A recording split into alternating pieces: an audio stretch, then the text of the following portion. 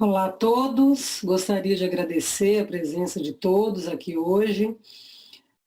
Meu nome é Maria Auxiliadora Martins, eu sou intensivista do HC FMRP USP e sou presidente da nosso núcleo regional da SOPAT.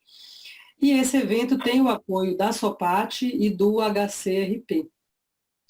E nós estamos hoje no nosso 20º episódio dessas aulas e o primeiro episódio não Covid. Então, é um tema não relacionado ao Covid que a gente começou a abordar, um tema extremamente atual, que é mobilização precoce no paciente crítico. Então, eu gostaria de agradecer muito a nossa palestrante de hoje, a fisioterapeuta Amanda Alves Silvia Mazzoni, que é fisioterapeuta no CTI HC FMRP USP, com grande experiência em paciente crítico. Agradecer igualmente aos debatedores, a professora Lívia Arcêncio Amaral, que é fisioterapeuta e professora da Universidade Federal de Santa Catarina, a professora Marta Damasceno, que é coordenadora do Departamento de Fisioterapia da SOPAT, o Dr. Marcos Feres, que é intensivista e diretor científico da SOPAT, a doutora Kátia Muniz Cordeiro, que é intensivista no nosso HC FMRP USP, a fisioterapeuta Alessandra Lago, que é fisioterapeuta e doutoranda pela FMRP, já trabalhou conosco na UTI também, e a doutora Jaciara Viana, que é intensivista no nosso HC FMRP USP. Então, agradeço a todos, tenho certeza que será um tema bastante produtivo para todos nós, e convido a Amanda para começar a apresentação. Muito obrigada, Amanda. Eu queria agradecer, então, a participação de todo mundo, agradecer por esse momento, por estar junto dessa mesa tão rica, com pessoas que foram meus professores, assim, que eu tenho tanta admiração. Então, vou poder falar um pouquinho para vocês sobre a mobilização precoce no paciente crítico. O que a gente pensa quando a gente fala de mobilização precoce?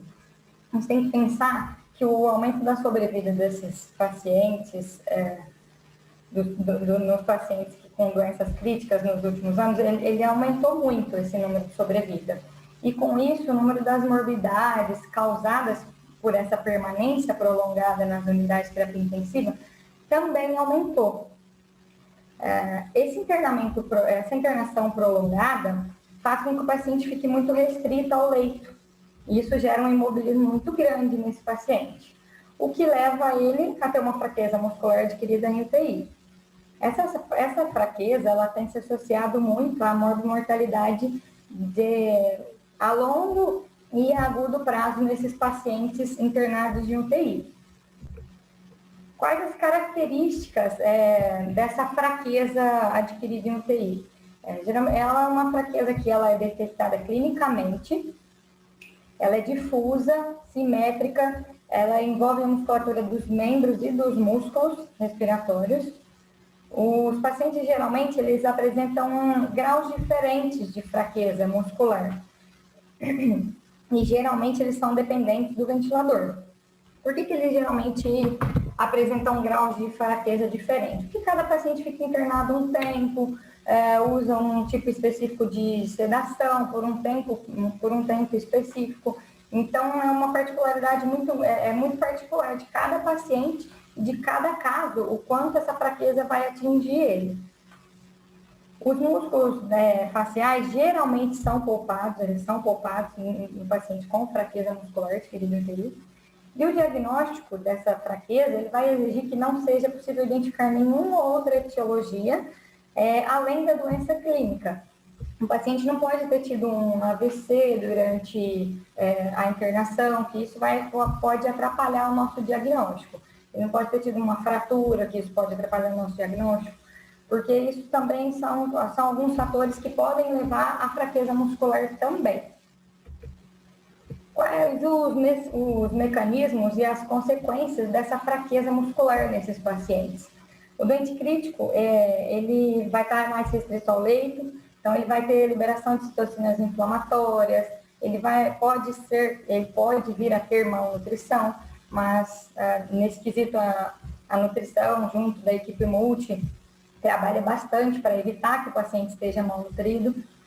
Esse repouso no leito também, algumas espécies reativas de oxigênio são liberadas por conta desse imobilismo. Isso vai levar a algumas anormalidades neuromusculares que vão gerar fraqueza muscular. Essa fraqueza muscular, ela vai aumentar o tempo de ventilação mecânica, ela pode aumentar o tempo de estadia na UTI e no hospital do paciente, pode reduzir a função física do paciente e reduzindo assim também a qualidade de vida do doente.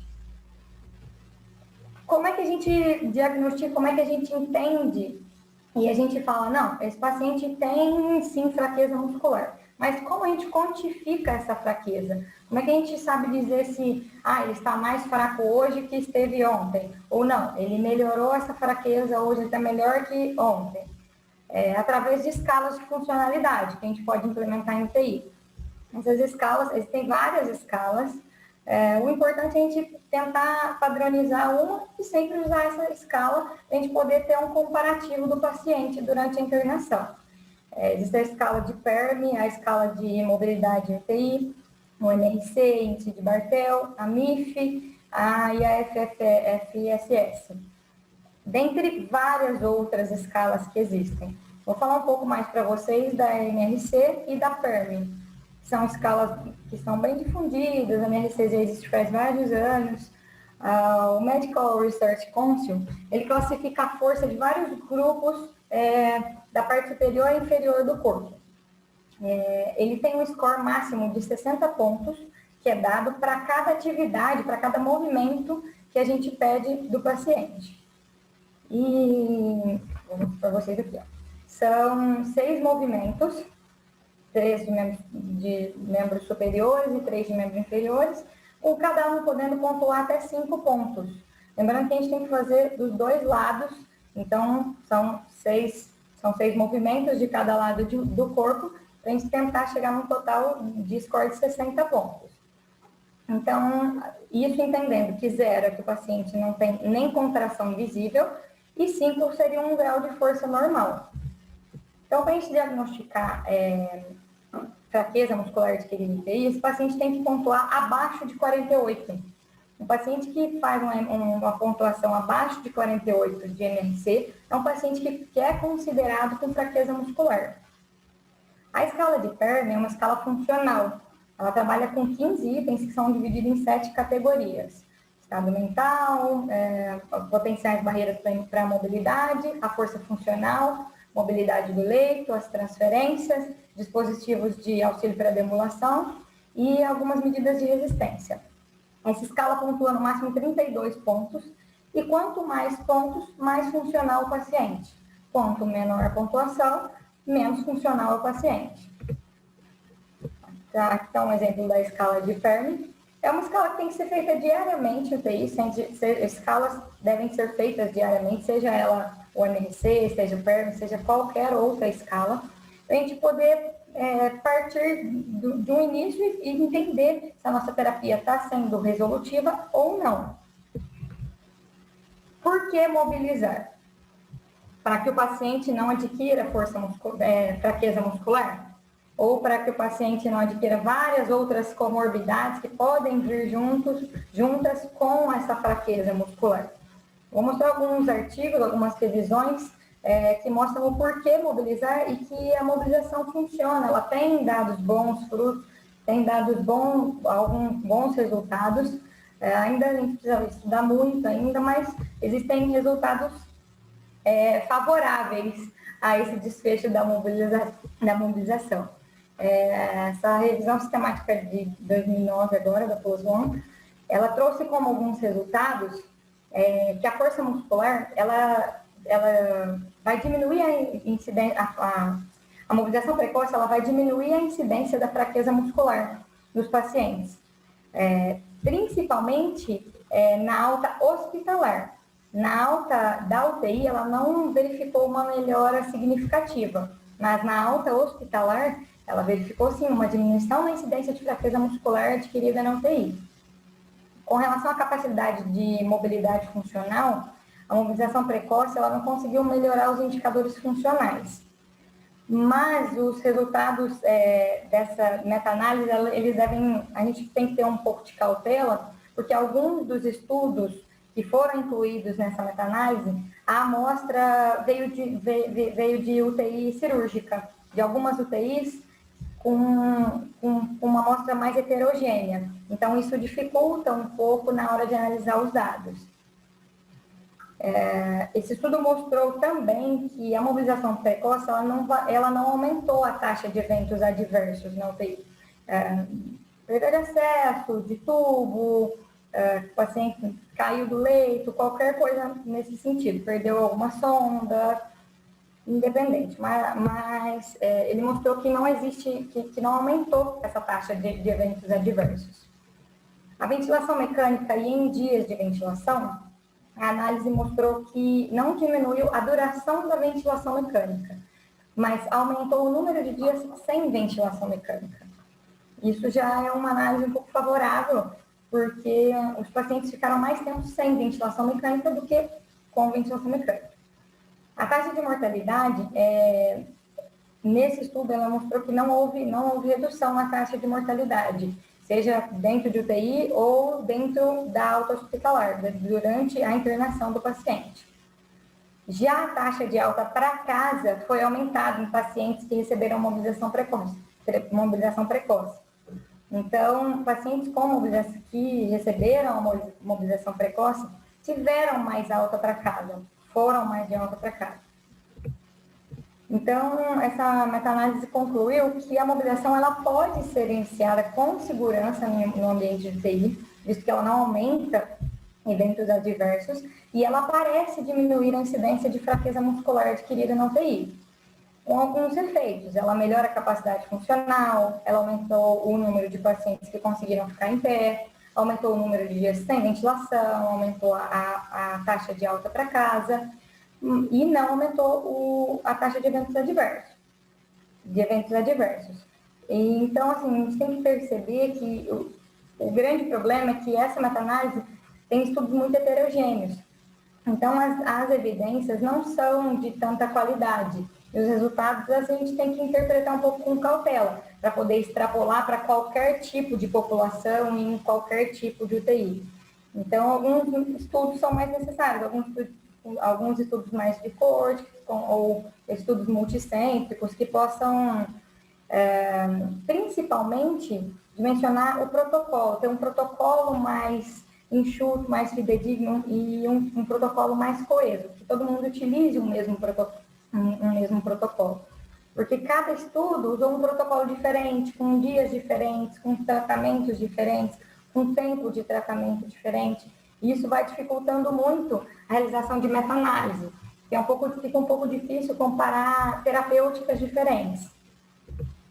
Esse outro estudo aqui é uma revisão da Revista Brasileira de Fisioterapia, que mostrou alguns estudos também, que em relação aos dias permanentes em UTI, que não houve diminuição significativa, no estudo do Clark 2012, Dantas em 2012, para os valores de IPI Max, encontraram ganhos significativos no grupo que fez mobilização precoce, porém, no grupo, na PI Max, no tempo de ventilação mecânica e na internação, não apresentaram dados significativos.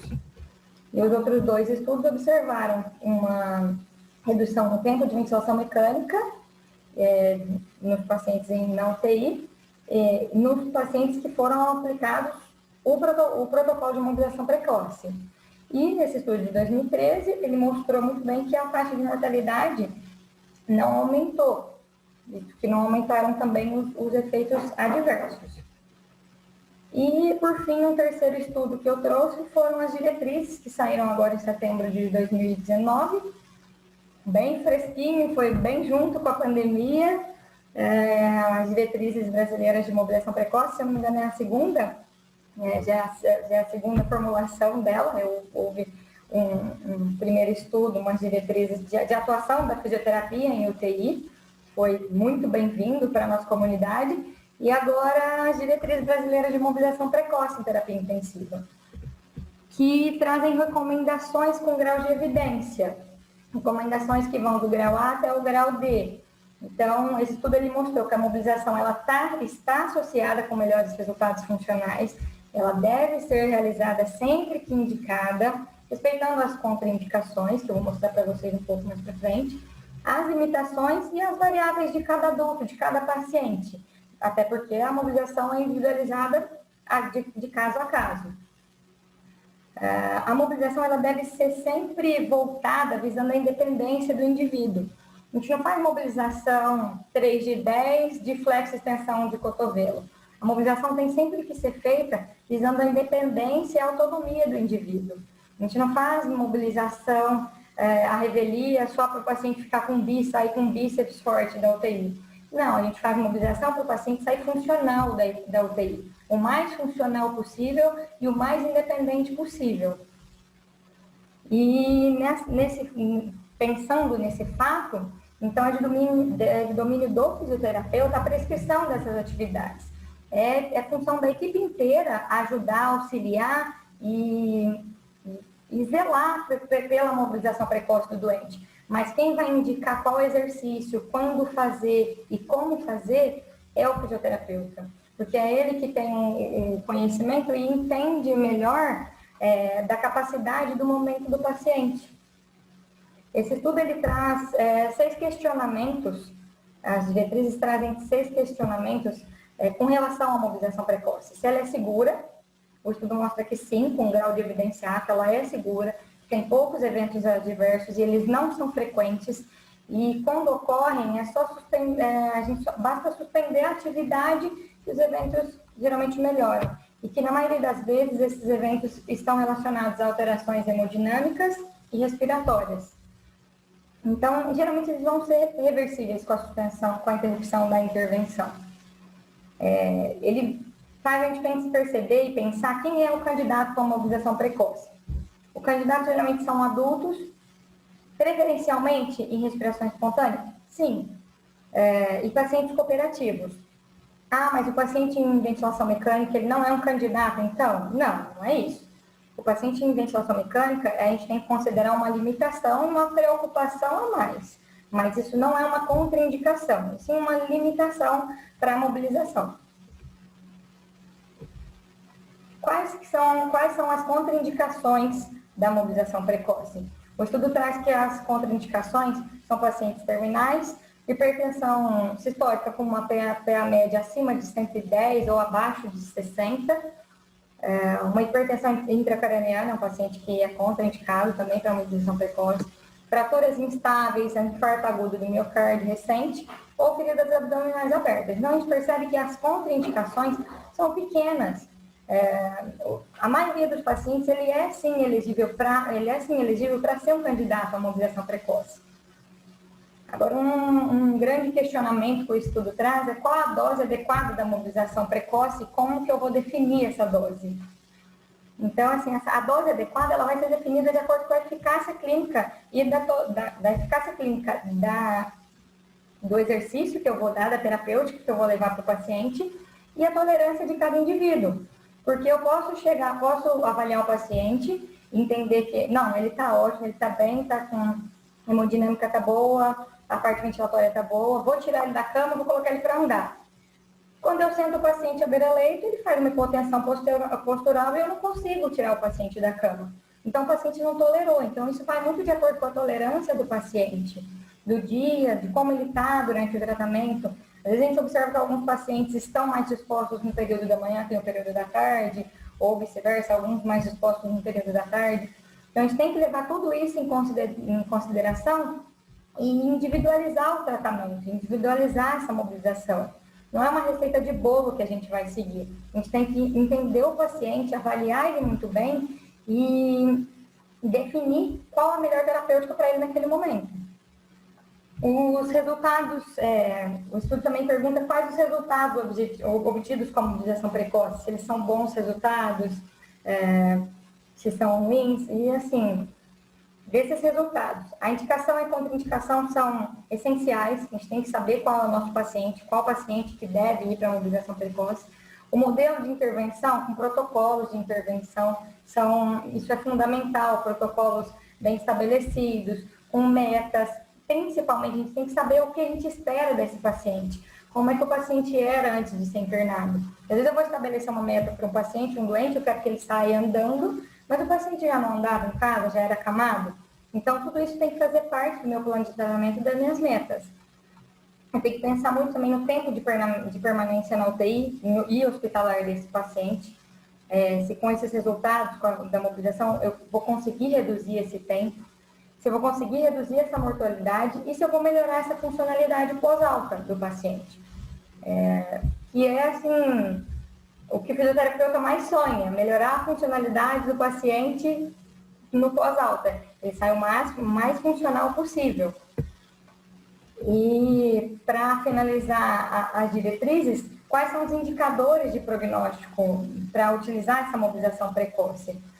O que eu tenho que pensar no paciente, de prognóstico do paciente, que pode interferir na mobilização precoce desse doente. Então, eu tenho que avaliar o risco de declínio funcional dele, o peso, porque alguns estudos mostraram que pacientes mais pesados, pacientes obesos, são menos mobilizados, o alcance funcional desse paciente, o quanto ele conseguia ser funcional antes, a instabilidade hemodinâmica, pacientes mais instáveis, com altas doses de drogas vasoativas, são pacientes que eu não vou conseguir mobilizar tanto, fazer uma evolução tão grande. Eu vou precisar esperar um melhor momento desse paciente. Se ele tem disfunção respiratória, se ele teve alguma extubação recente, se ele está sedado, que é o grande questionamento de todos os fisioterapeutas em UTI, o paciente está sedado, o que eu vou conseguir fazer com ele? De mobilização ativa e precoce, nada, vou conseguir fazer um posicionamento funcional, vou conseguir posicionar ele, evitar que ele faça escara, que isso já é um grande ganho para o paciente. Mas um paciente sedado é um paciente que não faz exercício ativo, ele não tem uma mobilização ativa. Então, eu vou ficar restrita à mobilização passiva e o que eu consiga fazer com ele. Se o paciente está na UTI faz muito tempo, se é um paciente que está internado faz 5 dias, se é um paciente que está internado faz 30 dias, isso é um indicador de prognóstico se eu vou conseguir fazer ele se beneficiar da mobilização precoce ou não. E o tempo de ventilação mecânica. Um paciente que está na ventilação mecânica há muito tempo. Então, ele vai ter um pouco mais de dificuldade na hora da mobilização precoce. Uma coisa que me incomodou um pouco durante o tempo que eu estava estudando, preparando aula, foi que cada estudo trata com uma definição precoce. Alguns lugares colocam dentro de 5 dias da admissão, dentro de 48 horas após o diagnóstico de sepse, durante a fase sedada, entubada, entre 24 e 48 horas de ventilação mecânica invasiva, mas confesso que eu gostei muito dessa última definição, que é a definição de mobilização precoce. O precoce, a gente tem que pensar quando? O início das atividades de mobilização, imediatamente após a estabilização das alterações fisiológicas importantes do paciente. Como eu vou mobilizar um paciente com uma frequência respiratória de 45? É impossível, o paciente já está exausto, ele já está lutando para ventilar, então não vou conseguir mobilizar ele. Ele pode estar lá faz 3 dias com essa frequência respiratória. Se eu não conseguir estabilizar essa parte, essa alteração fisiológica dele, eu não vou conseguir fazer uma mobilização precoce. Então, eu acho que essa questão de definição do que é precoce, ela tem que ser muito bem pensada também na hora de falar do doente, de entender o que é precoce. Não necessariamente o precoce é 24 horas após a internação do paciente na UTI. Às vezes o paciente está internado há 24 horas e está extremamente grave e a gente ainda não consegue mobilizá-lo. Isso acontece várias vezes na UTI. Isso não é raro de acontecer, na verdade. E a grande questão, eu acho que o que a maioria das pessoas pensa e a maioria dos serviços tem de dificuldade é da segurança na mobilização. Mas pode ser, e se eu perder um acesso, se eu perder o tubo, se tracionar o tubo, se perder o acesso central, se perder a sonda vesical de demora, é uma coisa que incomoda muito, geralmente, a equipe multidisciplinar e deixa a equipe muito insegura. Esse artigo trouxe uma sinalização de risco como baixo risco para eventos adversos, um potencial risco para eventos adversos, seria esse amarelinho, e um risco significativamente alto para eventos adversos. Ele mostra nas tabelas os riscos para os exercícios realizados na cama, na primeira coluna da esquerda, e na segunda coluna, para os exercícios sendo realizados fora da cama. Então, o que a gente consegue perceber é que os riscos não mudam muito, porque os eventos não ocorrem muito. Então, os riscos de acontecerem eventos adversos, de perder o tubo endotraqueal do paciente com exercícios na cama, são muito baixos, assim como o risco de perder o tubo fora da cama. O risco de reduzir, de piorar parâmetros ventilatórios na cama são os mesmos que fora da cama. Há alguns riscos relativos, como o paciente que está com uma saturação abaixo de 90. Então, já é um risco relativo eu fazer mobilização com esse paciente na cama. Então, fora da cama, esse risco vai aumentar um pouco. Então, tudo é uma questão da gente entender e estratificar esses riscos. Entender o que esses riscos podem ser piores quando eu tiro o paciente da cama, ou não vou manter os riscos, tá tudo certo, eu vou conseguir tirar o paciente da cama e a gente não vai perder o tubo, é só a gente ter cuidado, observar tudo certinho. Ele também traz, e aí, junto com isso, vou mostrando algumas fotos aqui para vocês de pacientes com catéter venoso central, com sonda vesical de demora, sentados beira-leito, fazendo cicloergômetro, fazendo fisioterapia, ou alguns pacientes em traqueostomia, andando pelo corredor da UTI, em traqueostomia, em ventilação mecânica. Então, assim, dá para fazer, é seguro fazer, mas a gente tem que saber, tem que tomar os cuidados devidos. Vai acontecer algum evento adverso? Se a gente fizer a mobilização à revelia, de qualquer forma, sem prestar atenção no que a gente está fazendo, sem tomar os devidos cuidados com todos os dispositivos que estão no paciente. Isso pode acontecer tanto na cama como fora da cama, como fora do leito do paciente. As complicações. Esses estudos foram vistas 8.942 sessões de fisioterapia. E de efeitos adversos, só 27 pacientes tiveram desaturação durante a mobilização precoce e apenas um paciente perdeu o tubo endotraqueal.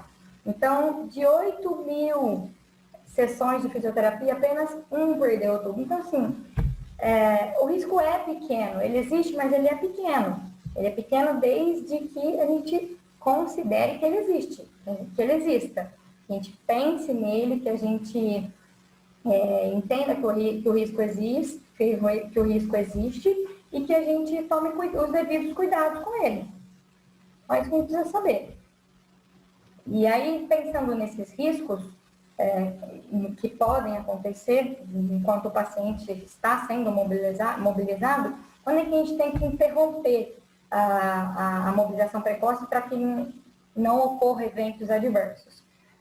Então, aqui é uma tabela que sumariza as variáveis para a interrupção da mobilização precoce.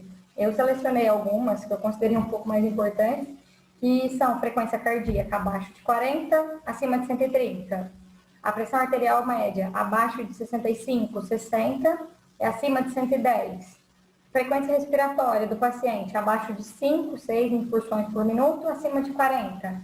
Saturação periférica de O2 abaixo de 88, 90, dependendo do caso, sempre pensando e individualizando o paciente. Se é um paciente depressivo que já satura 88% em casa, a gente tem que levar isso em consideração também. Pacientes em ventilação mecânica. O estudo traz pacientes com FI acima de 60 e PIP acima de 10, ou pacientes sendo ventilados em modos assistidos.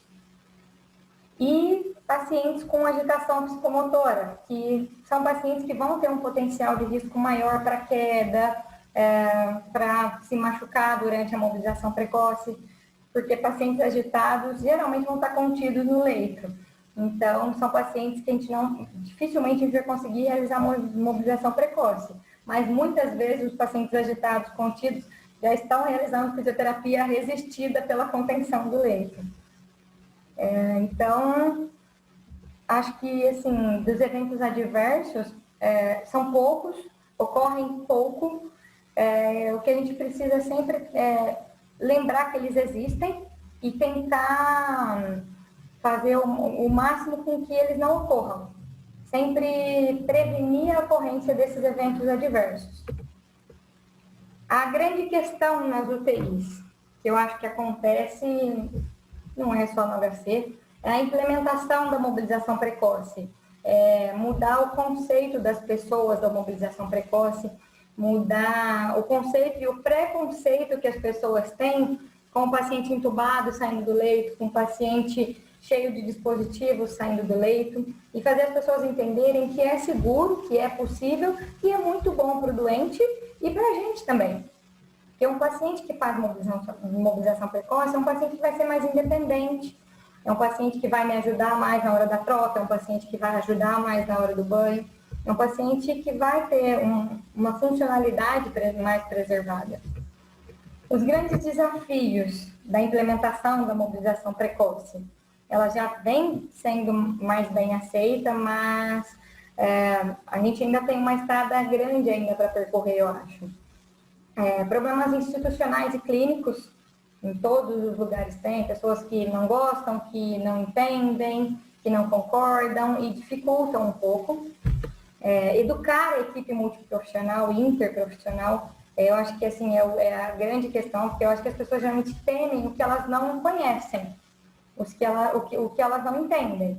Então, a partir do momento que elas passam a entender, a partir do momento que elas são ensinadas, que elas têm o conhecimento de que a mobilização precoce está ali para ajudar o doente e não para estragar o plantão dela, elas vão entender que isso é para o bem de todo mundo e não só do paciente. Então, o trabalho em equipe interprofissional com foco em priorizar essas atividades clínicas, em definir esses objetivos, ele vem muito na intenção de educar essa equipe e trazer a equipe para junto, como um todo, visando essa mobilização do paciente. E compartilhar essas evidências disponíveis. Saiu um artigo ontem que mostra isso, que isso dá certo. Mostrar para as pessoas por A mais B que funciona e que não é um bicho de 7 cabeças. Não está tão longe assim da nossa realidade. E alguns problemas dos pacientes, principalmente pacientes muito graves, pacientes muito instáveis, são um grande desafio, sim, para a mobilização precoce. As barreiras que a gente enfrenta no dia a dia da mobilização precoce. Eu acho que a principal barreira para a gente, que é fisioterapeuta, é o excesso de sedativos. A gente entende que eles são necessários durante um período, sim, de internação do paciente, durante uma gravidade, um período específico. Mas a sedação prolongada, ela dificulta e é, sim, uma barreira muito grande para a mobilização precoce. O dimensionamento da equipe, eu sou suspeita para falar sobre dimensionamento, que gosto muito desse tema, gosto muito de estudar sobre esse tema de dimensionamento profissional. Acho que a fisioterapia precisa ser melhor dimensionada, assim como todas as equipes, todos os funcionários dentro do hospital. O hospital é muito subdimensionado. Então, eu penso que o dimensionamento de equipes faz muita diferença, porque se você for pensar que um fisioterapeuta, que hoje que rege a legislação é um fisioterapeuta para 10 leitos, como o fisioterapeuta vai colocar um paciente numa prancha ortostática se ele tem 10 pacientes para atender? Ele vai ter que escolher o que ele vai querer atender, ele não vai conseguir dar um atendimento de qualidade e fazer tudo que ele precisa e que ele tem para fazer com o paciente se ele tem 10, 12 pacientes para ver. Então, eu acho que esse dimensionamento é uma grande questão das UTIs do Brasil. A falta de material, então, nem se fala. Eu consigo sim tirar o paciente da cama se eu não tiver material? Consigo. Mas vai ser muito mais difícil, vai ser mais penoso. Se eu tiver uma mesa ortostática, vai facilitar. Se eu tiver um aparelho de fez, vai me ajudar a tirar esse paciente mais cedo. Se eu tiver um cicloergômetro, eu vou conseguir uma mobilidade melhor do paciente. E uma infinidade de outros de outros exercícios, de outros materiais que eu consigo usar num paciente e que não são todos os hospitais que disponibilizam.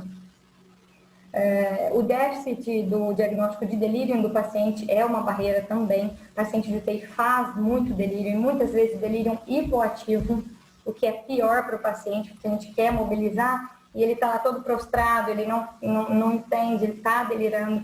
Ele, na verdade, ele não reconhece que ele precisa sair da cama, então ele está em delírio hipoativo. Ou, em contrapartida, o delírio hiperativo, que o paciente está muito agitado, que vai dificultar da mesma forma, se não mais, a realização de mobilização desses pacientes. O elevado nível de estresse, tanto do paciente quanto da equipe, a equipe trabalha com número reduzido, já está estressada, você chama para tirar do leito, ela, mas eu tenho outras coisas para fazer, então isso é uma barreira também.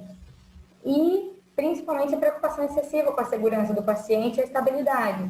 Você acha que nesse dia que nós colocamos a paciente sentada, não ficou todo mundo, mas essa cinta não vai segurar, o paciente vai cair. Então, essa preocupação excessiva vem de pessoas assim, que não estão acostumadas. Então, tentar tornar a mobilização precoce um hábito, para as pessoas não se preocuparem tão excessivamente e entenderem que a mobilização precoce é possível.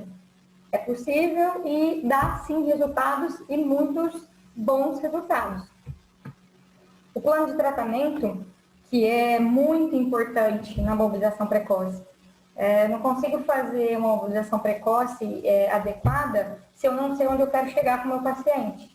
Então, eu preciso ter uma discussão multiprofissional, interprofissional. Eu preciso saber da assistente social, por exemplo, como esse paciente era em casa antes, eu saber o que esperar dele. Eu preciso da nutrição para me ajudar no aporte proteico do paciente, para ele não ficar fraco, para ele ter aporte e conseguir não ter tanta fraqueza. A equipe médica para ajudar a gente em despertar diário, na redução de sedação. Então, eu acho que é uma discussão multiprofissional na intenção de melhorar e definir muito bem o plano de tratamento de cada paciente. A gente precisa determinar os objetivos e as metas. E identificar principalmente a fase da reabilitação e da mobilização desse paciente. Um paciente que faz tudo ativo, que ficou internado só 3 dias, vou fazer exercícios resistidos no leito com esse paciente? Por quê? Então, ele está numa outra fase, ele está num outro momento. Eu posso tirar esse paciente do leito, eu posso deambular com esse paciente. Eu tenho outras coisas, eu tenho outro lugar para encaixar ele na minha fase de reabilitação. Então, eu tenho que pensar e entender aonde encaixar esse paciente para reabilitar ele de forma mais adequada. E a menina dos olhos da mobilização precoce são os benefícios que ele traz para o paciente. Ele vai melhorar a força muscular periférica dos músculos respiratórios, ele vai reduzir a dispneia do paciente, vai reduzir o tempo de ventilação mecânica, melhorar a funcionalidade, assim como eu já repeti várias vezes durante a aula, vai melhorar o tempo e a duração do delírio, vai reduzir o delírio. O paciente que senta, melhora o delírio. O paciente que sai da UTI, que senta, sai, vai ver o sol, sai para passear, melhora o delírio também. A redução do tempo de internação do paciente, a melhora na qualidade de vida da alta hospitalar, porque o paciente sai mais independente e melhor na alta hospitalar. E, em consequência de tudo isso, uma redução de custos. Se eu conseguir tirar o paciente um dia mais cedo da UTI, é quase o salário de um fisioterapeuta no mês inteiro. Então, é uma redução de custos que provavelmente deve ser muito grande, mas que a gente não tem ainda, não existem muitos estudos que comprovem isso. Que os custos são reduzidos, que o fisioterapeuta na UTI, ele tem seu papel, ele faz uma função excelente e ele consegue, sim, reduzir os custos, reduzir o tempo de permanência do paciente nessa UTI. E eu acho que, só para finalizar agora, eu acho que o que é mais gratificante na mobilização precoce seria, assim, esse paciente, por exemplo, que é a nossa menina dos olhos.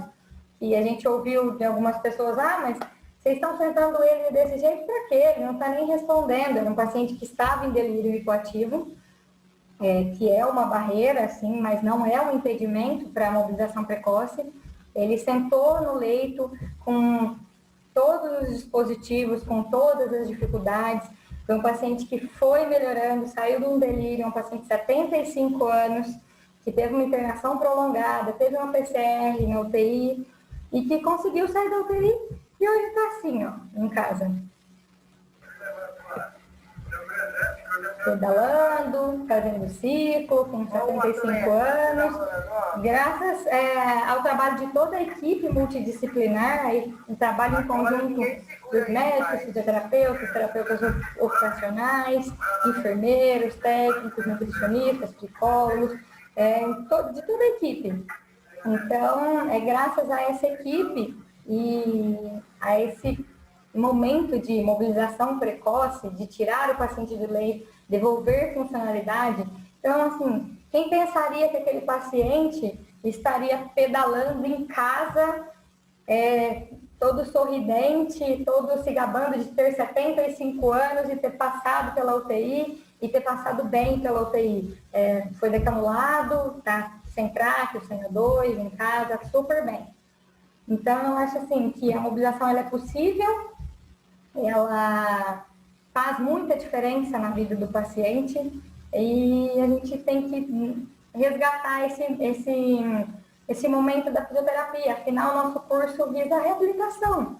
Nós somos pessoas que foram criadas para reabilitar, independente se a parte pulmonar, se a parte física do paciente. O fisioterapeuta quer que o paciente tenha autonomia, tenha funcionalidade. Foi para isso que a gente estudou e é para isso que a gente foi criado. A nossa alegria é ver um paciente funcional, é ver um paciente conseguindo fazer as coisas sozinho. E não um paciente que eu precise fazer algo por ele. Então, eu acho que a grande questão da mobilização precoce é essa. E queria agradecer a todos vocês pela participação da aula. Muito obrigada. Amanda, parabéns. Excelente aula, assim, muito boa, muito completa, mostrando de fato a sua experiência, né, e a experiência da equipe do HC, assim, brilhante, parabéns. Obrigada. E você, eu queria comentar algumas coisas, assim, você deixou bem claro, né, eu acho que a base da medicina intensiva é a equipe multiprofissional, né, sem equipe multiprofissional você não faz medicina intensiva, você colocou isso muito bem. E uma pergunta que eu iria fazer, mas que você já respondeu, é do precoce, né? Porque quando eu vejo precoce, o que é o precoce, né? Talvez o precoce esteja relacionado com no momento onde você acha que ainda não está na hora, né? Quer dizer, você tem medo e o paciente está na ventilação, será? É algo novo. E eu acho que isso nos leva a romper barreiras, que eu acho que é o que vocês fizeram no HC, e muito bem. Vocês estão de parabéns, a equipe rompeu barreiras, é o que você falou. O paciente está em delírio, não, mas nós vamos andar com ele assim mesmo. Ele está em ventilação, nós vamos andar assim mesmo. Talvez a gente já fizesse esse tipo de prática sem essa nomenclatura, mobilização precoce, há muitos anos, né? Você mesmo participou, de levar o paciente para o jardim do hospital, vamos passear um pouquinho, respirar outros ares ali, mesmo o paciente no BIPAP, na cadeira de rodas, enfim, algum tipo de movimento diferente do que ficar no leito. E uma outra coisa importantíssima que você colocou, que eu acho que cabe realmente à equipe multi, é a questão do déficit de diagnóstico do delírio, né? Eu acho que é importante a gente implementar escalas e cobrar esse tipo de procura ativa, né? Busca ativa mesmo por delírio, né? Que eu acho que isso pode comprometer bastante escala de dor, escala de delírio, enfim. Mas antes de passar para os debatedores, eu queria só te perguntar, assim, qual que você acha que seria o principal desafio que você tem, assim, na hora de você pensa, eu vou fazer uma mobilização precoce em tal paciente. O que é que vem, assim, meu Deus, isso é um problema. O que é que você acha que é o principal desafio que você encontra, assim, no dia a dia? Eu acho que a luta diária, eu acho que é o que é mais, que eu acho bom para mim, né? São as desconfianças. Mas esse paciente não consegue, como você vai fazer isso? Você vai tirar ele da cama? Mas por quê? Ou então, mas ele não vai conseguir, ele vai ficar só 5 minutos sentado.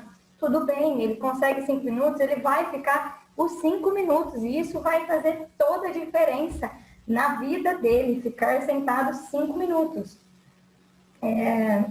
E às vezes, assim, com um número reduzido de pessoas, de fisioterapeutas, porque como tem alguns físios a mais, a gente sempre chama um outro colega para ajudar, mas ninguém mobiliza o paciente sozinho.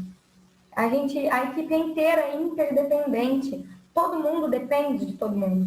Eu preciso do técnico, eu preciso do enfermeiro, eu preciso do técnico para desconectar uma PAI, para desconectar uma sonda nasogástrica, para liberar um central, para me ajudar com uma sonda vesical de demora. Eu acho que, para mim, a grande dificuldade é essa, é entrar na mente das pessoas que isso não é perder tempo, nem meu, nem do paciente, nem dele, nem de ninguém. Que ele vai ficar 5 minutos sentado, mas são só 5 minutos? Não são só 5 minutos.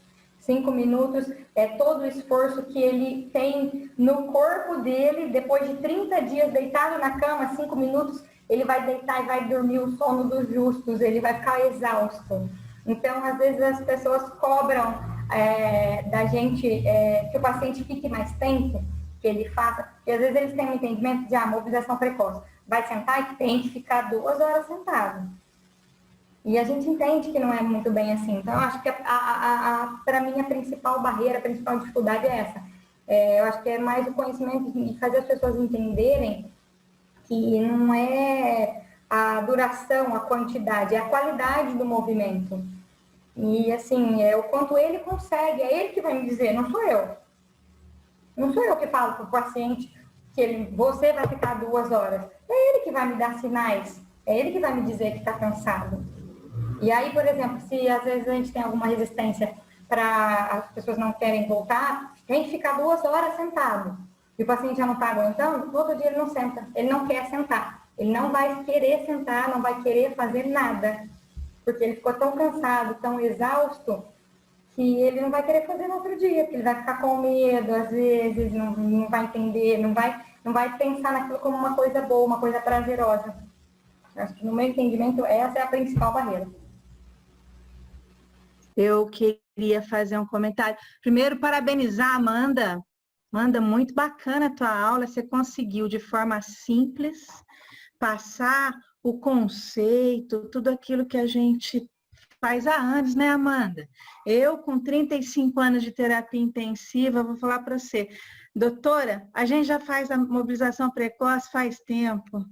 O problema é a nomenclatura mesmo, você tem toda a razão, viu? A nossa profissão tem essa essência de inquietação, de querer tirar o doente do leito. A gente foi criado, como a Amanda disse, para isso, né? Eu queria só fazer alguns adendos, Amanda, que eu achei fantástico, né? Agradecer aí a citação da diretriz brasileira, né?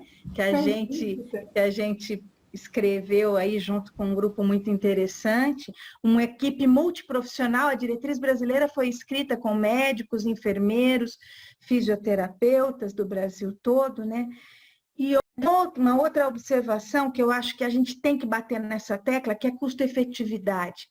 Tem a equipe do HC da USP de São Paulo, liderado pela doutora Carolina Fu, querida Carolina Fu, que fez um trabalho magnífico, mostrando, sim, diminuição de custos dos doentes internados em UTI quando mobilizados precocemente.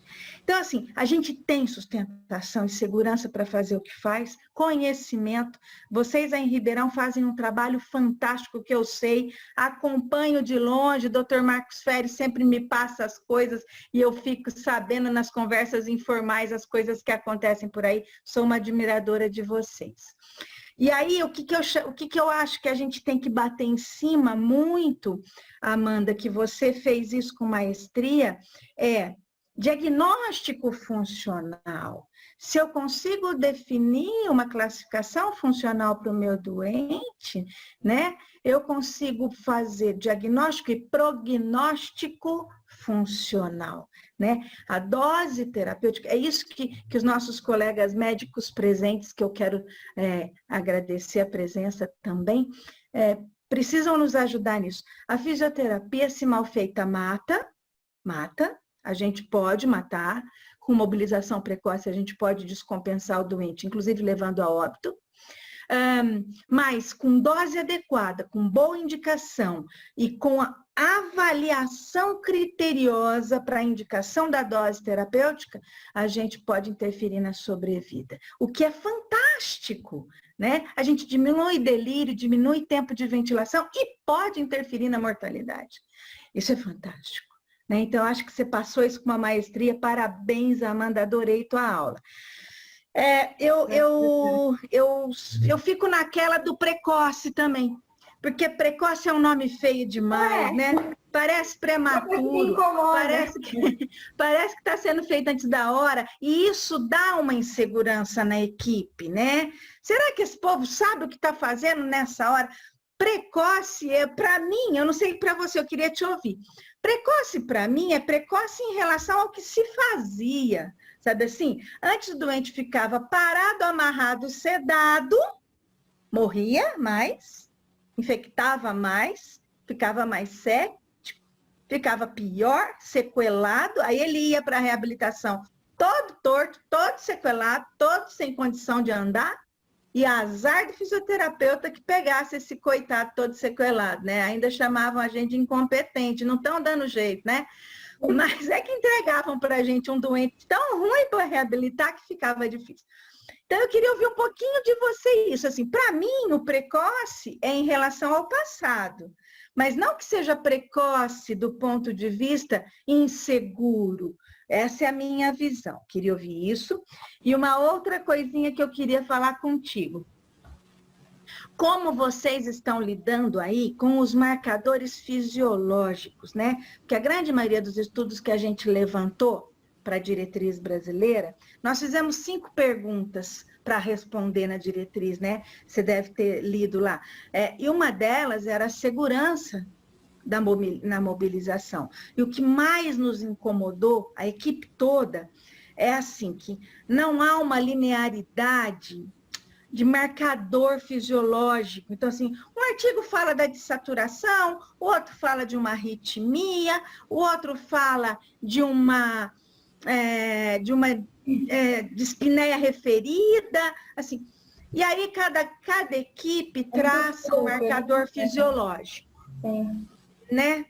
Eu gostaria de saber da experiência de vocês, porque assim, aqui a gente tem como marcador de início os marcadores inflamatórios, que a gente então persegue para não fazer ou suspender, ou até fazer com cautela, e cardiovasculares, de um modo geral. Eu queria saber, assim, como é que vocês estão lidando com os marcadores inflamatórios, por exemplo, na hora de uma eletroestimulação, na hora de um ciclo ergômetro, na hora de pôr esse indivíduo em pé, o que vocês estão trabalhando? Quero aprender. Inclusive, a Alessandra, que está aqui presente, está estudando justamente isso. Ótimo. No doutorado dela, ela está aí, acho que pode até falar melhor. Mas a Alessandra está estudando 72 horas, Ale? Até 72 horas do choque inicial. Mobilização com eletroestimulação em pacientes até 72 horas do choque. Ela começou a implementar o estudo dela aí, agora deu uma leve pausa de alguns meses por conta de questão de CCH, teve que parar tudo, mas a gente geralmente usa os marcadores mais cardiovasculares mesmo, e o serviço de fisioterapia em si do CTI adulto está passando por uma modificação muito grande. O CTI adulto do HC, ele contava com fisioterapeuta só 12 horas na UTI. E finais de semana só 6 horas. Então... Aí não dá, né? Aí, assim... Agora, Não dá com pra a fazer pandemia, com o reconhecimento que a gente ganhou um pouco, implementou-se fisioterapia 24 horas na UTI do HC de Ribeirão Preto, graças a Deus. Parabéns, Alessandra. Mas foi durante essa pandemia. Então, assim, a gente estava usando como indicador, como base a escala de Fermi, e utilizando como os marcadores, a gente usava mais a questão cardiovascular respiratória e de aminas vasoativas em doses altas. Perfeito, perfeito, bacana, ótimo. Dá segurança, legal. Mas a gente perde muito doente, a gente se perde muito, porque você trabalha com doente, aí final de semana e feriado eram só 6 horas, então o paciente ficava 18 horas sem fisioterapia, durante finais de semana e feriados. E assim, aí e se a gente for... era outro doente, então a gente sofreu. Todos os artigos que a gente leu e levantou aí para essa diretriz, está definido. O paciente tem que ser mobilizado pelo menos a cada 6 horas, pelo menos. Ele tem que sofrer de 2 a 3 intervenções por dia para ter um resultado efetivo. Então, a gente tem que bater sim nessa tecla. Parabéns, viu? Adorei saber que vocês estão fazendo trabalho com marcador. Quero ler esses trabalhos, porque é uma seara no deserto mesmo, né? Assim, você não acha nada. Muito bom, adorei. Parabéns pela aula, viu? Gostei Obrigada, muito. professor. Mais alguém? Podem aí falar à vontade. Antes de alguém aí se pronunciar, vão pensando aí na questão, Amanda. Eu queria só te perguntar, assim, o que você chama de dose alta de droga vasoativa? É uma coisa assim, só para se existe um valor, se, sabe, se tem, como é que vocês lidam com isso? Sim, a gente lida geralmente, a gente geralmente pergunta para a equipe médica a quantidade de microgramas quilo-hora que está ocorrendo para o paciente. E o protocolo da Alessandra, se eu não me engano, Alessandra, que não me deixa mentir, até 1 micrograma, se eu não me engano. Não, isso vai depender, né, se o paciente está usando só noradrenalina ou se ele está em combinação com noradrenalina e vasopressina a quantidade, se o paciente tivesse em dose crescente nas últimas 24 horas, então a gente aguardava um melhor momento. Eu não me lembro, eu parei de coletar, meu doutorado está no final, eu não lembro a dose, eu tenho até aqui nas minhas pastas, mas de acordo com a literatura, o que eu segui foram os estudos que colocaram como critérios de exclusão uma determinada dose. Mas a partir do momento que a dose estiver crescente, o melhor que se fazer é aguardar. Eu acho que só para complementar, Alessandra, é exatamente isso, porque é aquela história, às vezes o paciente está com a dose baixa de droga vasoativa, 0,2, por exemplo. É 0,2 que pode estar subindo, mas é um 0,2 que pode estar estável. Isso não impede de eu mobilizar um paciente com 0,2, que não é uma dose baixa, mas que também não é uma dose que está em ascensão. Que talvez esse paciente aí poderia, então, não ficar muito ligado em número. Eu acho que isso é importante. Né? Não, com certeza. Tanto que a gente tira pacientes em uso de noradrenalina, de droga vasoativa da cama. Tudo vai depender muito exatamente do que a Alessandra estava falando. Se está em dose crescente, se está em desmame de droga, então... Tem um grupo lá da Unifesp fazendo um estudo com essa correlação de dose, movimento, e eles estão fazendo estudo assim, baseado no o que perfunde tecido, o que garante a boa perfusão tecidual, né? Se tiver mantendo perfusão tecidual adequada, o exercício não tem contraindicação, né? Então, eu acho que a gente tem que tentar achar essa dose para publicar e para poder difundir aí para a comunidade, né? Mas eu acho que o critério é paciente com boa perfusão tecidual, né? Porque a dose vai variar de paciente para paciente e para a condição hemodinâmica de cada paciente. Eu acho que a gente tem que ter a garantia de boa perfusão tecidual, quer dizer, como é que está... acompanhar a perfusão tecidual e avaliar e fazer assim, né? Fazer. Que bom. E lembrar também que essa dose vai variar de acordo com a atividade que você vai prescrever. Então, se você vai prescrever no leito, ou se vai prescrever fora do leito, então aí acho que no leito você pode permitir uma dose mais alta, acredito que isso tem problema desde que... A carga de contrátil, né? A carga de trabalho muscular que você vai... E o grupo muscular que você vai trabalhar, né? Um grupo pequeno, vai trabalhar tronco aí, meu amigo, você tem que ter uma dose muito menor, né? É difícil trabalhar tronco, muito difícil. Eu queria fazer uma pergunta.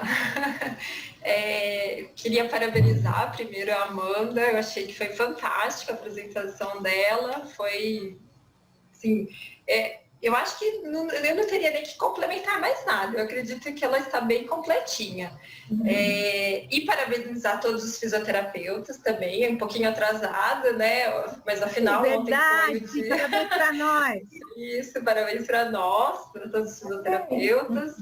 E assim, é uma questão que sempre me incomodou, e eu acho que não é só comigo que incomoda, e eu acredito que é uma foto do mundo inteiro, né? Então, a gente sabe que a mobilização precoce é segura, tem benefícios, e aí que tá o porquê. E não é só no HC, não é só em São Paulo, não é só no Brasil. Por que os números ainda são baixos? Porque o nosso nível de mobilidade ainda é baixo. Por que poucos pacientes saem do leito entubados? Então, assim, às vezes, quando eu trabalhava no HC, eu me perguntava muito isso. O que está faltando? Será que eu que tô marcando touca? Será que tem alguma coisa que não está certo? Então, eu acho que ainda tem alguma coisa que a gente está comendo bola. Posso estar errada, mas eu acredito que é o mundo inteiro querendo saber isso. Por que então, é seguro? Tem uns estudos provando que tem um impacto bom, e a gente não faz. E não é só a gente do Brasil. Tem estudos mostrando que os pacientes não saem do leito entubado. E às vezes tem indicação de sair do leito e não sai. Vai falar, não, é porque tem instabilidade. Não, os estudos mostraram que tinha indicação e não saiu. Então, assim, é uma pergunta que eu gostaria de saber de cada debatedor, não sei. Posso falar? Fala. Você tem mais experiência, por favor. Sim. O que está faltando? Olha, Alessandra, eu vou te dizer uma coisa que a maior culpada é o profissional de fisioterapia mesmo. Faço meia culpa, nós estamos... poucos colegas estudam como vocês, tá? Poucos colegas leem como vocês. Então, o que acontece? Se você não carrega uma bagagem científica importante, você não convence ninguém do que você vai fazer é seguro. E aí, eu falo pelos meus colegas intensivistas, médicos que estão aí nos ouvindo, assim, poxa, eles vão ficar inseguros mesmo se aquilo que vai ser feito de forma certa. Se o doente descompensar, como é que eles vão depois fazer, né? Então, assim, o paciente está numa corda bamba. Vai um coleguinha nosso lá e faz uma coisa que não é para fazer. E aí estraga todo um trabalho de uma equipe que estava pensando o doente de uma forma, vem alguém que está na contramão do negócio e faz alguma coisa errada. Então, primeiro, a nossa classe carece de especialistas, em primeiro lugar, né? Apesar de especialistas acadêmicos, eu falo especialistas com prática, com atividade, com residência, com experiência. Isso é uma coisa. Depois, é uma classe que só agora começa a publicar algumas coisas interessantes e a ler e a fazer cientificamente aquilo que é para fazer. Nós fazíamos prática pela prática. Era tudo no achismo. Então, vibra um tórax de Sara, sem pensar que está alterando pressão transpulmonar, né? Isso é complicado, né? Porque não sabe fisiologia. Então, assim, a nossa classe profissional é responsável pelo atraso da mobilização. Não podemos jogar essa responsabilidade para outro profissional. Isso na minha opinião. Mundialmente porque é tudo muito novo. Gente, a fisioterapia tem agora no Brasil, ela está fazendo 50 anos. Oh, meu Deus, é muito novo. Então, a gente ainda está engatinhando com tudo isso que vocês estão fazendo, estudando, com esses artigos maravilhosos que vão sair aí. A geração que vem pela frente vai pegar o filé mignon. Se esses não mobilizarem, vão apanhar de chicote. Você entendeu?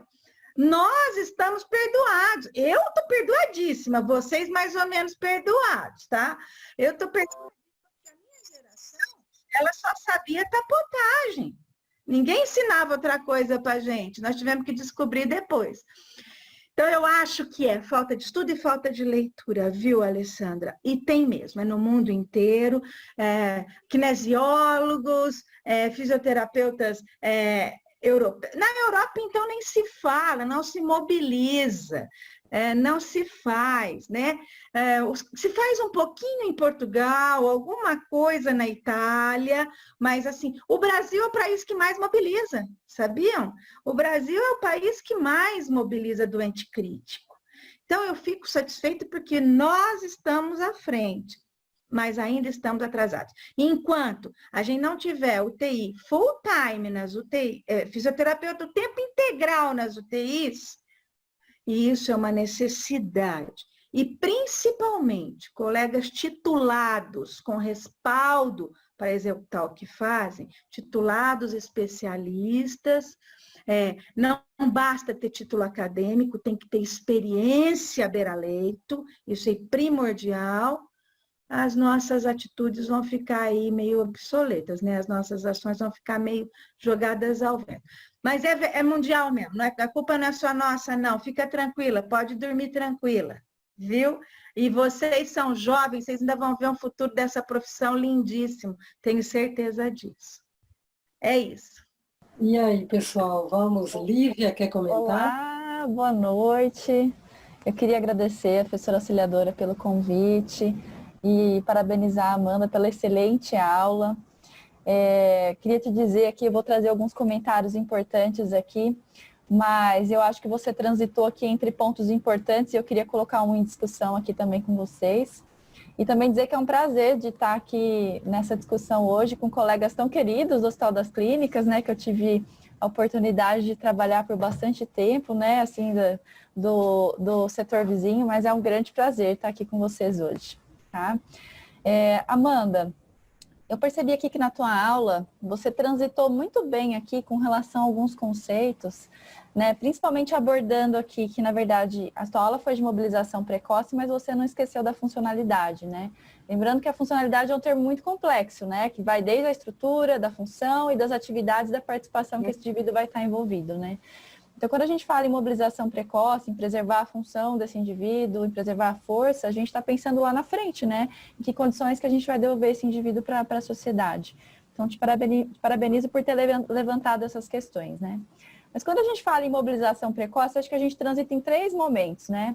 Quando a gente avalia, aí depois a gente indica, e aí depois a gente realiza, né? Então, se a gente não conseguir seguir esses passos para conseguir mobilizar esse paciente, vai ser difícil a gente realizar a nossa terapia com certa eficácia.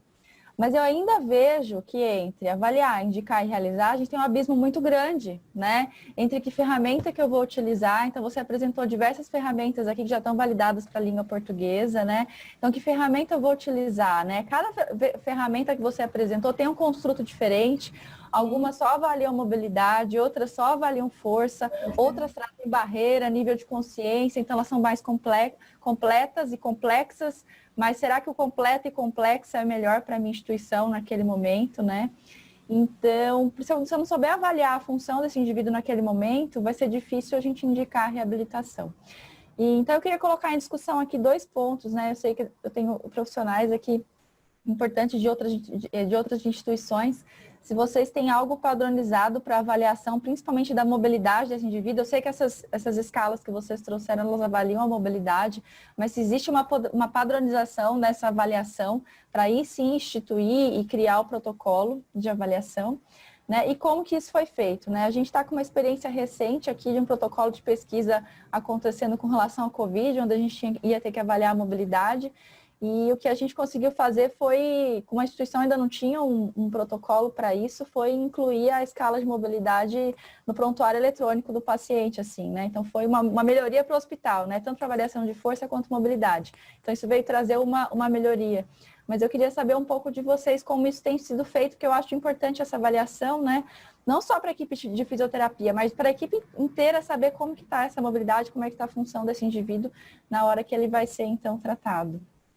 Bom, na UTI a gente estava implementando as escalas de PERM-MRC para os especializantes que estavam chegando e também foram interrompidos, aí todos foram tirados, não teve especialização esse ano, mas a gente estava implementando sim um protocolo usando escala de PERM e MRC juntas, porque a gente sentou e pensou que para a nossa instituição seria o melhor linkar as duas, fazer o MRC e o PERM juntos, para depois a gente pensar no nosso protocolo de mobilização, que a gente não tem, o nosso protocolo ainda está em estruturação, o nosso protocolo de mobilização. Então, a pandemia veio também meio como uma enxurrada de muitos profissionais novos, porque tiveram muitas contratações emergenciais, então o protocolo está um pouco de lado ainda, a gente estava mais na sobrevivência, mas ele está lá, ele está encaminhando, sim, e assim que der, a gente pensa o mais rápido possível implementar todo ele. Bom, isso aqui no CTI, os outros hospitais não sei como é que está funcionando. Uma outra questão interessante que eu achei que a Marta abordou muito bem aqui foi que também você trouxe na aula, uma referência bem interessante, foi com relação aos eventos adversos e os sinais de intolerância, né? Então, o que vocês disseram, a gente não tinha como fazer, a gente não tinha os protocolos, não tinha conhecimento, ainda não é muito publicado. A Alessandra trouxe que o nível de mobilização é baixo, mas acho que o medo de ter os eventos adversos ele é muito grande, né? Mas da experiência que eu tenho e da experiência que eu tive também com a equipe de Ribeirão Preto e com que a gente ouviu, eu queria ouvir da Amanda também, né, que também hoje é a nossa palestrante. Amanda, assim, da tua experiência, o que você observa? Você já teve eventos adversos graves mobilizando o paciente? Naqueles que você utilizou os critérios adequados, soube observar os sinais de intolerância com antecipação, porque eu acho que se a gente consegue observar isso fica mais fácil. Eu queria que vocês relatassem um pouco dessa experiência. Eu acho que para quem ainda não conhece muito o assunto, talvez esteja nos ouvindo aqui hoje, eu acho que isso seria interessante, né? Porque a gente fala que eles não são graves, mas que eles podem acontecer, mas como lidar, né, para que ele não vire um evento grave, né? Sim, bom, nos meus 5 anos aí, 5. Eu acho que eventos adversos graves, não consigo me lembrar de nenhum agora. Acho que perdi uma PAI, mas quem nunca perdeu uma PAI?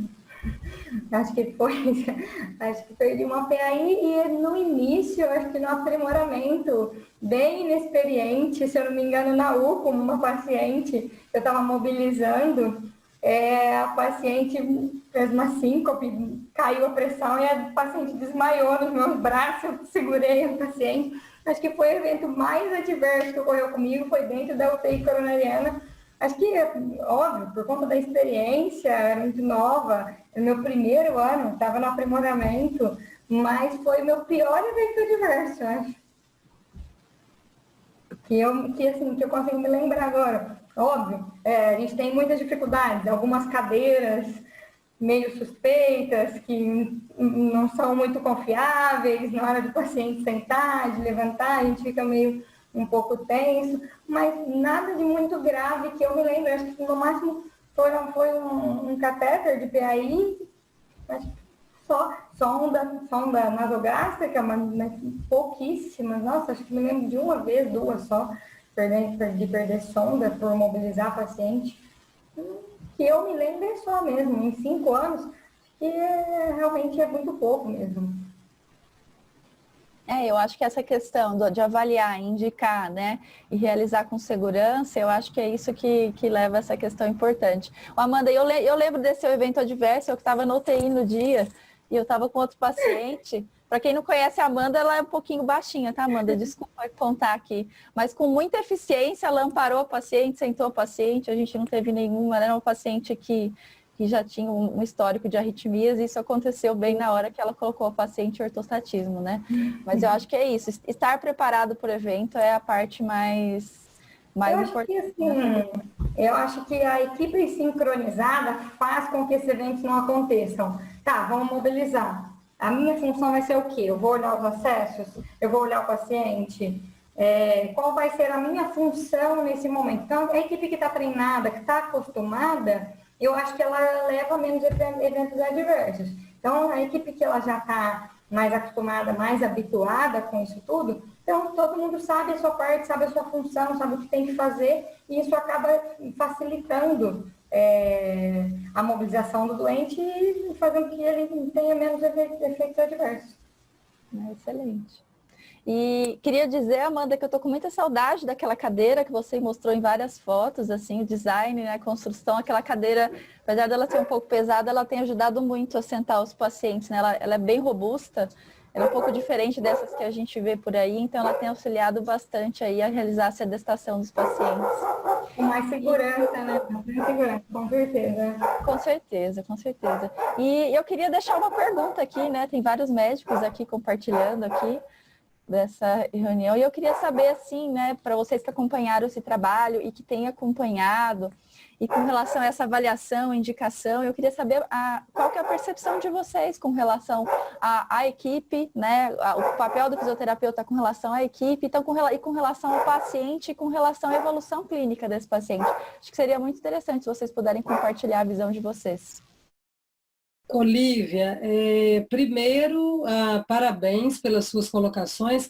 Esse cachorro é seu? Porque se você tivesse aqui, você poderia participar do Cão Carinho, que é o nosso projeto aqui de cão, de atividade assistida por animais da nossa UTI. Acho que você chegou a pegar isso. Não peguei. Desculpa, é do vizinho que não tive como controlar aqui. Não, sem problemas. Então, parabéns pelas colocações. Amanda, se você notificou a perda da PAI, você está perdoada, tudo bem, o paciente mobilizou e foi notificada a perda, tá ok. Então, assim, olha, Lívia, muito interessante a sua pergunta. A minha percepção é clara, é muito clara. Isso tem a ver não só com mobilização precoce, mas com qualquer coisa inovadora dentro da UTI. Eu digo, por exemplo, o projeto Cão Carinho mesmo, é um projeto que é uma visita de um animal do nosso projeto dentro da UTI. E isso tem tudo a ver com fisioterapia, eu acho que a fisioterapia, no início da implementação do projeto, participou bastante disso. Eu acho que o banho tem a ver, eu acho que tirar o paciente do leito e levar no jardim do hospital tem a ver. E o que eu vejo com isso? Uma melhora de ânimo do paciente, uma melhora global e, assim, a gente precisaria, né, Amanda, talvez ter uma coisa mais elaborada do ponto de vista científico, de antes e depois, e de avaliar de fato, né, como é que esses pacientes ficaram após a implementação. Fala mais qualitativa, né? Do ponto de vista mais objetivo, mas assim, do ponto de vista prático, da minha visão no dia a dia, passando visita todo dia, vendo os casos, isso é muito claro, né? Vira e mexe, você vê aquela foto lá tirada com a Alessandra e com a Vivian na UTI, no corredor, é algo muito comum há muitos anos na UTI. Então não é nada muito atual, não, já vem de longa data. E isso realmente você vê um impacto bastante positivo, apesar de não ter isso quantificado do ponto de vista científico. Então, a minha opinião é de que isso deve ser implementado e continuado assim de uma maneira mais frequente até do que é. Então, excelente iniciativa. E eu acho que a Kátia queria fazer um comentário, não sei se nisso ou alguma outra coisa também. Kátia, pode ficar aí. A todos, Amanda, parabéns pela aula, muito bem feita, resumida, muito boa. Vou pegar um pouco da sua fala, Alce, em relação, e no que a Lívia disse, em relação a tudo que tem sido feito dentro da UTI. Eu acho que a fisioterapia, para nós, tem sido fundamental, né? E o que da aula da Amanda e de tudo que foi falado, eu fiquei me perguntando, o que perguntou por que da demora, né? Por que da demora da mobilização? Enquanto todos estavam falando, eu fiquei me perguntando sobre isso. E eu li as diretrizes, estava lendo antes da aula um pouquinho, e a gente tem visto e aprendido uma coisa, que tudo dentro da UTI, nos últimos anos, tem sido multidisciplinar, multiprofissional. E eu acho que a gente tem aprendido a trabalhar com a fisioterapia. O intensivista tem aprendido a trabalhar com a fisioterapia. Talvez essa demora ela tenha acontecido porque isso está chegando agora. Então, agora nós estamos aprendendo a trabalhar em equipe, né? Então, eu acho que depende do intensivista, se o fisioterapeuta vai tirar o paciente do leito, se o paciente tem dor, se o paciente tem delírio. Eu acho que a intervenção antes da fisioterapia é nossa, né? Então, eu acho que a gente precisa trabalhar em conjunto para que o benefício seja do paciente. Então, eu acho que a gente tem feito isso muito bem lá no HC. A gente tem uma equipe que é bem coesa nesse sentido, a gente se fala bastante a respeito, né? Então, eu acho que tem dado certo, a despeito dos eventos adversos, né, Amanda? Ainda bem que eles são, que os eventos adversos, eles são raros, em detrimento dos benefícios.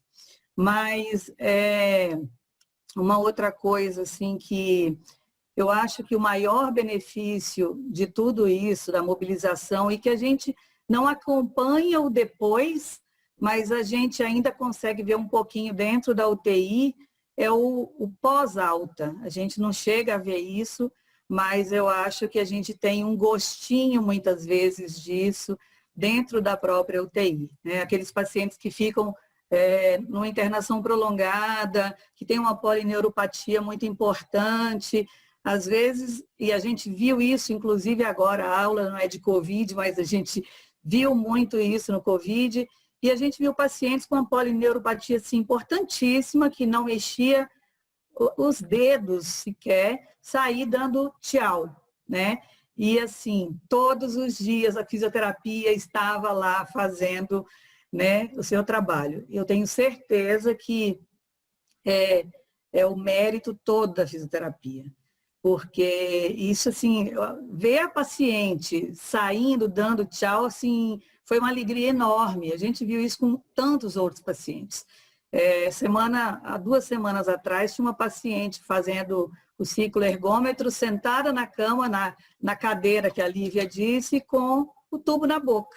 Ela estava entubada, mas era uma paciente que estava aguardando uma traqueostomia, e, no entanto, ela estava sentada fazendo o ciclo ergômetro. Então, o benefício, e é uma paciente também de Covid, que também tinha polineuropatia, não era tão importante, mas também tinha. Então, eu acho que o benefício que esses pacientes terão depois na sua adaptação em casa, na própria adaptação na enfermaria, sem sombra de dúvidas, enorme. Então, assim, eu acho que a gente precisa continuar trabalhando em equipe. Eu acho que fiquei muito feliz de saber que nós somos o país que mais mobiliza, né? Talvez demorou para nós porque a gente talvez tivesse medo, talvez a gente não tivesse, como a Marta falou, profissionais que fossem tão qualificados, e isso não nos dava segurança. Mas eu acho que, trabalhando em equipe, eu acho que a tendência é que a gente consiga resultados cada vez melhores. Assim, espero. Era só isso. Muito bem, Kátia. Eu acho que o que você falou é muito importante, né, Amanda? Eu acho que isso me remete a vários casos de Covid que a gente pôde observar.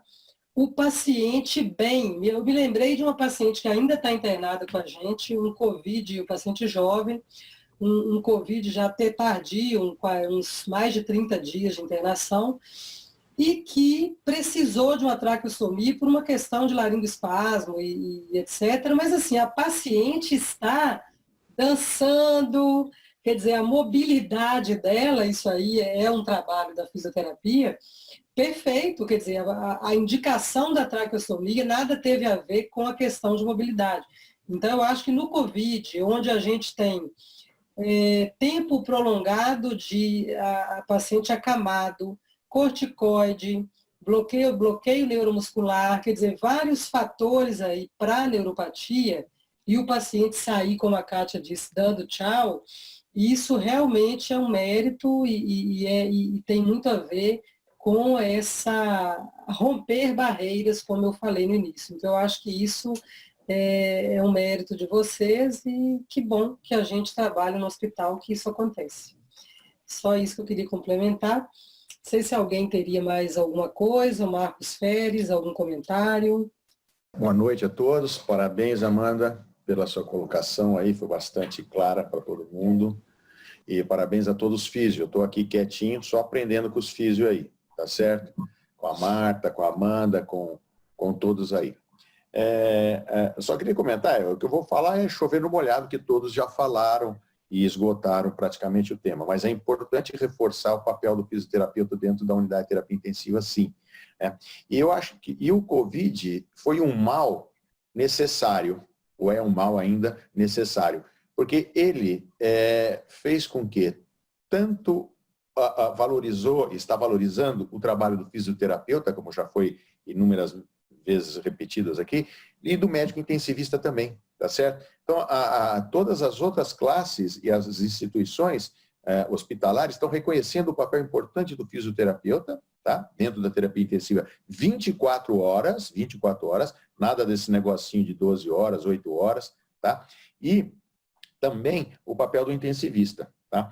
A outra coisa, já foi dito aí, acho que foi pela Marta, a capacitação dos fisioterapeutas. Hoje em dia estão mais capacitados, estão mais interessados, porque antigamente era aquilo que foi dito, ou seja, era tapotagem, aspiração e parava por aí, tá certo? Aí o fisioterapeuta foi gradativamente galgando seus espaços na ventilação mecânica, agora em todas as áreas, e na fisioterapia e na mobilização precoce, idem. Tá? E eu quero só fazer um comentário rapidinho, porque esse negócio de precoce, tá certo? É um termo bastante esquisito mesmo, bastante esquisito. Porque na década de 80, eu fazia pós-operatório, aliás, ainda faço, mas na década de 80, quando eu comecei a fazer pós-operatório, muitas das físio aqui nem tinha nascido ainda, tá certo? O professor Paulo Évora, daí da Faculdade de Medicina, já falava para a gente, né? Já falou, tira esse cara do leito, põe esse cara sentado, tá certo? Muitas vezes, não entubado, claro, porque naquela época não dava para fazer isso, era inconcebível isso, tá? Mas paciente traqueostomizado, que a gente tinha um ventiladorzinho que ventilava o paciente lá traqueostomizado, ele punha o paciente sentado, tá certo? Com a traqueostomia e o ventilador. Isso década de 80. Então, esse precoce ficou muito na minha cabeça e, uma vez, a gente estava passando uns dias num centro de cirurgia cardíaca importante em Milão e tinha uma aula de um fisioterapeuta, porque a fisioterapia cardiovascular italiana, particularmente em Milão, é referência. Então, o fisioterapeuta que foi dar uma aula lá, sobre isso não tem muitos anos, não, isso tem uns 4 anos atrás, ele pegou e disse, teve uma pergunta do auditório, o que é precoce? A mesma pergunta que foi feita aqui, o que é precoce? Ele respondeu, yesterday. Tá certo? E eu não sei se é yesterday, mas a gente tem que levar isso em consideração. Ou seja, o mais precoce é o yesterday para aquele paciente. tá certo? É o Yester para aquele paciente. Então, aquilo ficou muito marcado na minha cabeça. E depois daquilo, a gente já tinha ideia de implementar isso, de mobilização precoce, e aquilo foi um mote que veio na minha cabeça, que a gente divulgou isso junto com os físicos compraram a ideia e conseguiram fazer, fizeram os protocolinhos deles lá, tal, legal. Aí depois esse negócio do Covid, aí atrapalhou tudo, né? Mas a gente estava numa dessa de, como disse a Amanda, implementar e definir regrinhas, tal, mas o Covid deu uma parada nisso. Mas, ao mesmo tempo que deu uma parada nisso, fortaleceu o trabalho do físio, tá certo? Então, era isso, eu queria dar parabéns, atrasado também, que foi ontem, o dia de vocês, tá certo? Mas hoje e sempre, todo mundo tem que ter os seus parabéns, porque a gente tem que continuar trabalhando e promovendo saúde aos nossos pacientes. Foi para isso que Deus nos deu essa missão, tá certo? Para o médico, para o fisioterapeuta e outros profissionais também da área da saúde, tá? Muito obrigado e parabéns a todo mundo aí, Auxília e todo mundo, tá? Ok, pessoal. Vamos finalizar. Achei que foi perfeito, excelente, Amanda, com vontade de continuar aqui a discussão ao longo da noite. Você falou muito bem, parabéns novamente. Muito obrigada pela presença de todos. Aprendemos muito, a Marta, com a sua experiência aí importantíssima, aprendi muito. Também gostei muito de saber que nós somos o país que mais mobilizamos. Isso eu fiquei realmente muito feliz em saber. Não tinha doutora, isso. e é mesmo, viu? Na Itália eles têm essa cultura assim de mobilização bastante clara, mas a fisioterapia brasileira ela tá mais sólida em termos de publicação científica nessa área e tudo mais, está assim, graças a Deus. Nós estamos ganhando.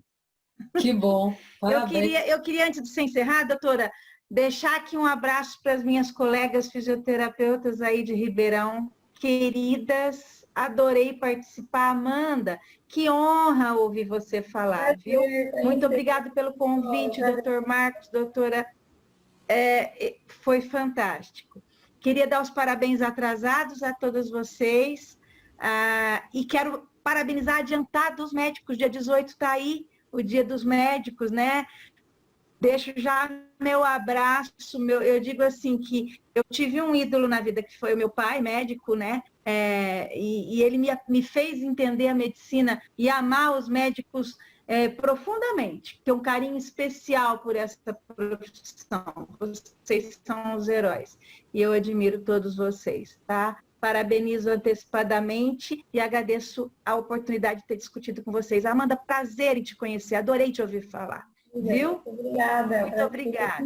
Obrigada, doutor Marcos, pelo convite. Obrigada. Obrigado você. Prazer em te rever. Eu só lembrei de um detalhe aqui para finalizar mesmo agora, que a Kátia comentou, da importância do multiprofissionalismo, né, na UTI, da multidisciplinaridade, enfim, que é aquilo que você comentou, Kátia, que a gente tem que preparar o paciente para que ele possa ser mobilizado. Então, quer dizer, se ele está em delírio, vamos resolver isso. Se ele está com dor, vamos resolver isso. Então, é a conversa, eu acabei esquecendo de falar, é a conversa que envolve a equipe multi para a coisa dar certo. Então, parabéns para todos. Muito obrigada pelo aprendizado de hoje. Agradeço a presença de todos. Vamos finalizar, então, lembrando que essa aula fica gravada no nosso canal do YouTube, CTI HCRP. Vocês podem assistir depois e assim que estiver disponível eu vou enviar o link para vocês divulgarem. Muito obrigada, um abraço a todos.